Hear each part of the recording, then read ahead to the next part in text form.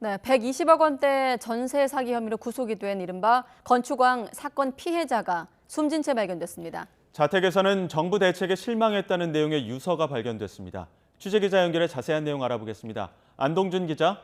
네, 사회 일부입니다. 네, 우선 피해자가 어떻게 발견된 겁니까?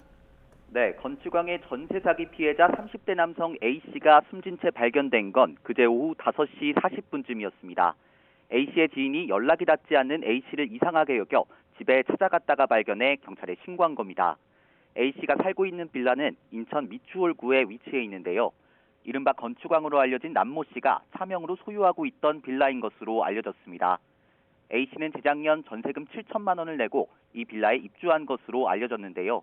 올해 전세 만기가 돌아올 예정이었는데 해당 빌라는 현재 경매에 넘어가 있어 보증금을 돌려받을 수 없는 상황인 것으로 파악됐습니다. 숨진 A씨 휴대전화에는 전세 사기와 관련해 정부 대책이 굉장히 실망스럽고 더는 버티기 힘들다며 이런 결정으로 문제를 꼭 해결했으면 좋겠다는 내용이 적혀 있었던 것으로 알려졌습니다. 경찰도 A씨 자택에 외부 침입 흔적을 발견하지 못하는 등 범죄 혐의점은 없는 걸로 보고 있습니다. 미추홀구 전세사기 피해대책위원회는 A씨가 대책위에서 활동했다면서 추후 입장문을 낼 예정이라고 밝혔습니다.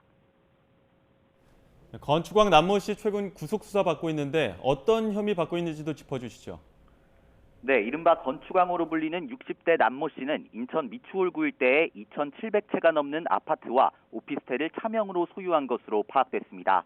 남 씨는 피해자 163명에게서 전세보증금 126억 원을 가로챈 혐의로 경찰 수사를 받고 있는데요. 경찰은 남 씨가 실제로 갚을 능력이 없는데도 전세보증금을 받아 가로챘다고 보고 있습니다. 경찰은 지난해 12월 남 씨에 대해 구속영장을 신청했지만 법원은 남 씨가 피해자들을 속였는지 다툼의 여지가 있다고 판단해 기각했는데요.